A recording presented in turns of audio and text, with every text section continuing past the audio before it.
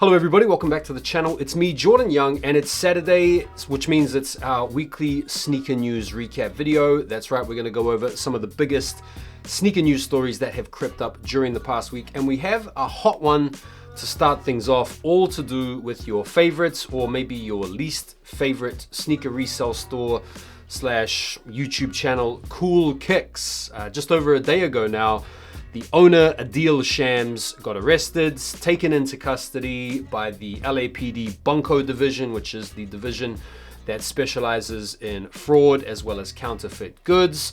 Some pallets of shoes were seized in the midst of the operation, and this sent the sneaker internet into a little bit of a meltdown, with people theorizing what could possibly be at play here. A lot of conspiracy theories out there, a lot of people reveling, it has to be said, in the downfall, in the demise of this very conspicuous sneaker outfit. And then a lot of people were jumping to the defense of the establishment as well. So let's just go over the details as we have had them to hand. So basically what happened was Cool Kicks founder, owner Adil Shams, he's actually live on a Whatnot stream when the cops are breaking down the doors or bashing on the doors to be let in, which is kind of wild. He thought he was being swatted at the time, was calling out to his chats, what is going on? They ended up having to stop the Whatnot live stream early, missing out on, I don't know, $30 or $40 worth of sales.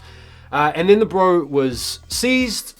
He was arrested, some merchandise was also seized by the cops, and he was taken into custody. So that was the first story that broke. And the internet was going wild with all sorts of conspiracies around why it was that these guys got nicked. And the leading theory was that Cool Kicks got busted essentially for selling fake shoes, because the LAPD division, Bunko, deals with counterfeit items. And this was corroborated by so many people out there that think that they've bought fakes or think that Cool Kicks sell fakes or have sold fakes over the past. So hashtag Free Rami was doing the rounds because he's probably the favorite guy associated with Cool Kicks. Now, a day on from that initial story that's broken, we have had some developments, and the latest developments include a statement from Cool Kicks themselves, who made this post here. If you guys wanted to go and check it out, you can go onto their page, or you can pause right here to read. But the basic gist is this. Yesterday, the LAPD impounded a small amount of Nike sneakers that Cool Kicks purchased and received within the last 48 hours, alleging that the merchandise was stolen. This news came as a complete shock to our entire team. A lot of people are calling cap on that. Neither Cool Kicks leadership nor our staff had any knowledge or reason to believe that these products were stolen. We entered into this purchase in good faith, as we always have, committed to running an honest business built on integrity and trust. So a lot of people are saying that, of course, Cool Kicks are gonna issue a statement like this. Some people are calling cap, but regardless, it wouldn't be completely out of the blue nor unbelievable if this was the case, because as we know, these train cart thefts, these drop shipping yards, or not drop shipping yards, but these shipping yards where sneakers are being stored in transit to their final retail destination, are very popular preying grounds for thieves who want to pick up these sneakers and then sell them on the gray markets to outfits like Cool Kicks, who are quite happy to pay the money to get the shoes often ahead of their release date. So yeah, it's an interesting story. I'll keep you guys updated with what ends up happening here, but this is another situation where we're seeing another big sneaker resale outfit get raided by the cops. We saw this happen not so long ago, it felt like, with Project Blitz, one of the biggest and most prominent high-key sneaker resellers in the recent past. So it's really history repeating itself over and again. Let me know what you guys think about this situation. I will keep you guys updated. The best way to be updated is to make sure you guys are following me over on IG, as well as over on TikTok, as well as obviously being subscribed here. Right, so it's not long before the new NBA season starts. 2 or 3 weeks away now, not long at all. Let's talk a little bit about some of the best sneakers that we saw from NBA Media Day. Starting off with the MVP, the top banana, the Shai Gilgeous-Alexander ones. He's got an iced out pair here, coke white pair. These things are pretty tough. It has to be said, the reception to the Shea ones has been very positive, although we always knew it was going to be. This is an interesting shoe. It's a different design. Some people are calling these pretty ugly, which I can understand, but the bro himself has not hurt this sneaker by any stretch of the imagination, given his unbelievable season he had, not only being an NBA champion, but also being an MVP. Bro, what a shot, man. The king and his son. Absolutely fantastic shot here, showing LeBron James and Bronny James decked out in their respective Nikes, with LeBron this year debuting the 23, KD with his pair here, the Slim Reaper. Very cool pair of shoes here, the latest KD model. Ja Morant arguably has the hottest shoe in the game right now. Don't know what you guys think, but I think between the Ja 3 and the AE2, and obviously the Shea shoes, maybe a little bit of a special mention to the Halliburtons. Ja's shoes definitely look pretty dope on foot here. The books, this is the Book 1 Wapta, which is limited to just under 2K pairs, I think. The Book 1 is a nice shoe, to be fair to it. Right, let's talk about some new sneakers. One of the most exciting sneaker releases that came about this week, that's actually set to go down later on this month, is the PlayStation collaboration with Reebok. Crazy, man. These shoes are inspired by the original system. And if you guys were around back in the day when the PlayStation 1 launched, you will be getting all the feels from the grayscale color blocking that looks like the console itself. Some of the accessories and little attachments go super hard. So we've got 3 different pairs, and they're all going to be region exclusives. So you've got the Instapump Fury, which is going to be a Japan exclusive, and then you have the Pump Omnizone 2, which is going to be running $220. That's the US release only. Very cool pair. And then you have the Workout Plus, which is fitting. That's the UK release, £150, and they're going to be available via select retailers. The details on these things go crazy, whether it's the packaging looking like the original PlayStation packaging itself, little hang tag attachment goes crazy. All the different packaging looks awesome. The little controller plug that you used to insert into the ports in the system here as a lace lock, bro, that is an absolute genius touch, man. Whoever came up with that idea absolutely smashed it. All 3 of these colorways go hard. Collaboration is nuts. Definitely shows that Reebok are heading in the right direction. What are you guys saying on these? We've got an up close and personal photo shoot here with the Fragment Union 1s, the black toe versions that are set to come out next year alongside 2 other Union Fragment collabs. Look, let's just call it out for what it is. It's a little bit of rinse and repeat. It's the same old playbook. You could argue these are a little bit boring, a little bit unimaginative, but they are still nice. Bro, the color blocking goes hard. It's tried, it's tested. The materials do look good. It's a very predictable, very easy shoe for them to generate and sell. Let's be honest. As much as people like myself might be rubbishing these and calling them out for being not very imaginative or not very groundbreaking, we're still going to be trying to cop these. So yeah, I'm not blown away by them. I wouldn't pay resale for them, but would I take a pair for retail? Yeah, for sure. What about you guys? We've had a huge preview of the holiday lineup of the Air Jordan 11s, and this preview has called into question whether or not Jumpman have already overdone it with the Air Jordan 11.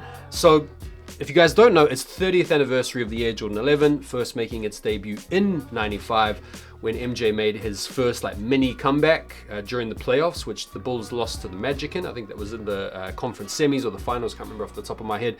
But basically, to celebrate the anniversary, Jordan Brand are going nuts with a whole bunch of 11 colorways. Let's talk about these colorways, starting off with the 11 Mojave. This is coming out November the 22nd. It's only going to be available in the Las Vegas region. We also have the H-Town 11s, which is going to be exclusive to Houston. Shout out to Houston. I've been to Houston. Pretty cool city. Then you've got the 285s. This is an Atlanta region exclusive. Then we have the China release, exclusive to China. Nice colorway with the brown around the bottom. Then you got the Tokyo version. This is apparently coming out next year, so this isn't part of the holiday release. Spring next year. And then you've got the Pearl releasing on November the 11th. Pretty nondescript, probably one of the more boring out of the bunch. And then you've got the Gamma Blues releasing December the 13th. This is a retro that a lot of people have been asking for. They last came out back in 2013, I think, off the top of my head. It's a cool shoe, it's a classic. Then you've got the Rare Airs, which I think have already dropped in some places, still yet to drop in others. These are okay. And then you've got the Inner Beasts, October the 4th, so coming out very soon as well. I think this might be a GS pair. So there's a lot of nice colorways there. Some of the regional exclusives I think are pretty nice. Are they overdoing it with the release? I think the fact that they've made a lot of these regionally exclusive was a good move so as not to inundate everybody with a whole bunch of products that would inevitably go on sale. But yeah, the Gamma Blues, I think they're gonna sit come holiday season. You're probably gonna be able to pick up the Gammas early in the new year on sale because they will make a whole bunch of pairs of these. I love the 11s, one of my favorite Jordans of all time, but are they overdoing it a little bit? Yeah, probably. Had some new Jordans announced for fall 2026, so no need to get too excited. These things are some ways away now, but it's a pretty cool colorway anyway. It's the Jordan 8 Cavs, and the Cavs colorway is probably most famously known for the Air Jordan 4, which was a shoe that came out back in 2012 that remembered the shot over Elo that MJ hit when he was wearing the Breads back in 1989. And this Jordan 8 is supposed to be taking inspiration from the buzzer beater that MJ hit in the series in 1993 that you can see going on here. So MJ had a pretty legendary penchant for knocking teams out of playoffs and final series, and he was pretty happy to do it quite regularly to the Cavs. So the color blocking here looks pretty simple, looks pretty nice. Pretty much like a playoffs inspired type colorway, but instead of the red, you're getting the orange. And as well as the blue, the Cavs type colors. So cool shoe to see coming out, but yeah, I wouldn't expect these things to do any kind of crazy numbers. I've seen another colorway of the Jumpman Jacks on the feet of Travis Scott himself. This past week, he was wearing these during a private event celebrating Virgil Abloh's birthday, as well as the opening of Virgil Abloh's The Code in Paris exhibition, which we may well take a look at very shortly. And listen, man, I don't know what you guys think about the Jumpman Jacks or the CJ1 T-Rexes, but I actually wore my pair this week. I took them out dancing, went to a gig in London, and I've got to say, after wearing them, I like them. I feel like this is a model that's, I don't know, some people out there think these are overrated simply because it's an average looking shoe and it just has the Travis reverse swoosh and his name attached to it, so that's why they're hype.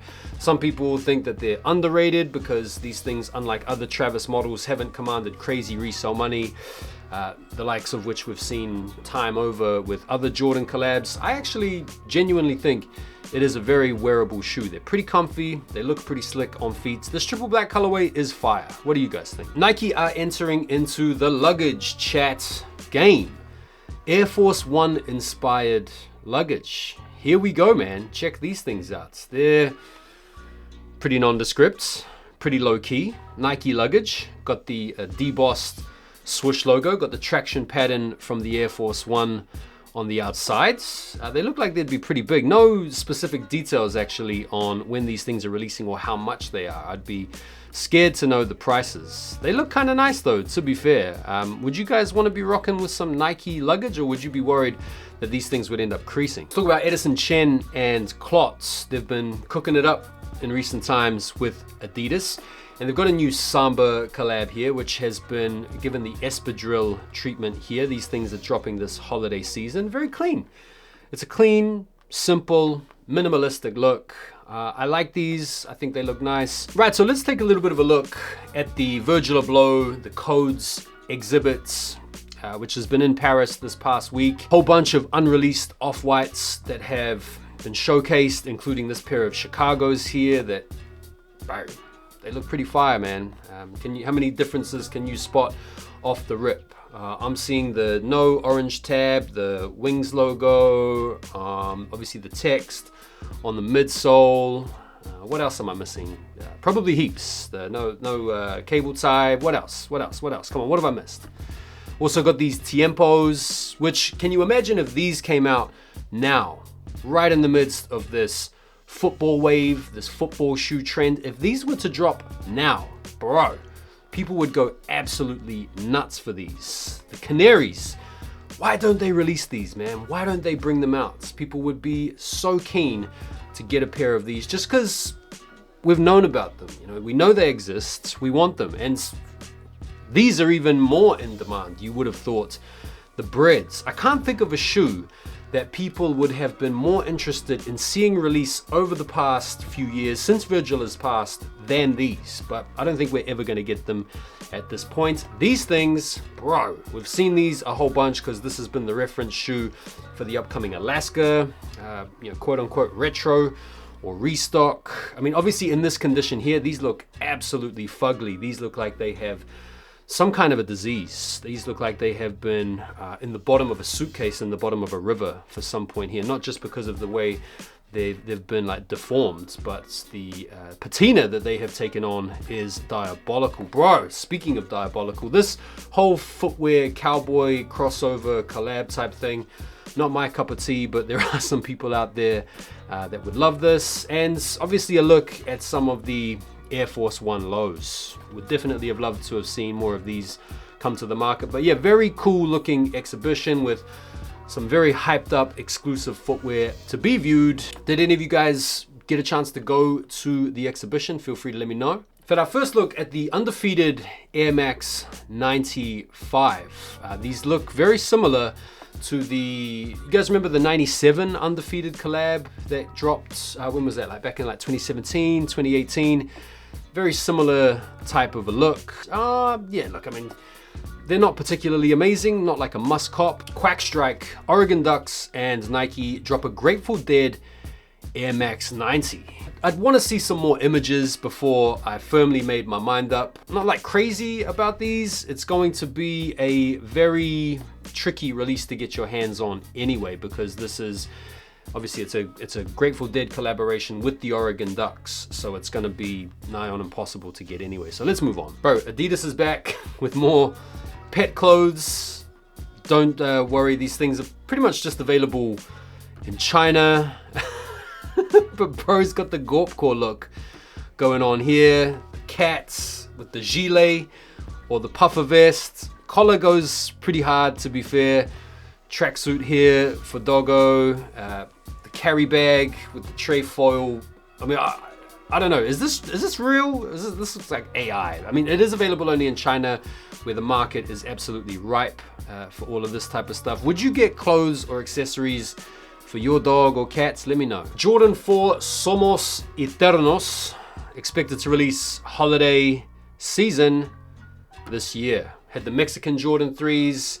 Now we've got these bad boys. These are some pretty cool Air Jordan 4s with some really cool designs inlaid into the upper, some cool accessories as well. Yeah, details on these go pretty crazy, and the packaging is really nice as well. Keep you guys updated on the specific release date for these. Okay, so to finish off, let's talk a little bit about some of the shoes that are coming out this week that you might want to keep an eye out for. October the 6th, you've got a Jacquemus collaboration with Nike on the Moon shoe. There are 3 different colorways coming out. Definitely one for the more fashion MF type people out there. October the 7th, the Persian Violet SBs. Cool shoe, those should be easy to get, I would have thought. October the 7th, the KD18 Arm Pearls. If you guys have been tapped into the game, you'll know the Arm Pearl release for KD is always a classic. October the 9th, pretty interesting shoe that I was talking about a couple of weeks ago, the Air Afrique Air Max RK61. This is the shoe that is inspired by the dressing up that a lot of passengers of Air Afrique would do when they would board the plane to visit relatives abroad. October the 9th, you've got a nice colorway of the Jordan Trunner OS Phantom. You've also got the M&M's collab on the Crocs, and then you've got the Nike LeBron 23 Miami Twice. October the 10th, the Air Max 95 Solar Red Big Bubbles coming out. And I almost forgot the Nike Jar 3 White Coconut Milk. Like I said, man, the Jar 3 getting a lot of play right now, getting a lot of plaudits, so those I would expect would be pretty popular. And that about does it. That wraps us up for today's episode. Thank you guys so much for messing with the content. Do me a favor and like this video before you bounce. Go and subscribe to my second channel, as well as going and giving me a follow over on IG and on TikTok. And enjoy the rest of your day, guys. Have a great weekend. I will see you very soon for another banger. Take care for now, and peace.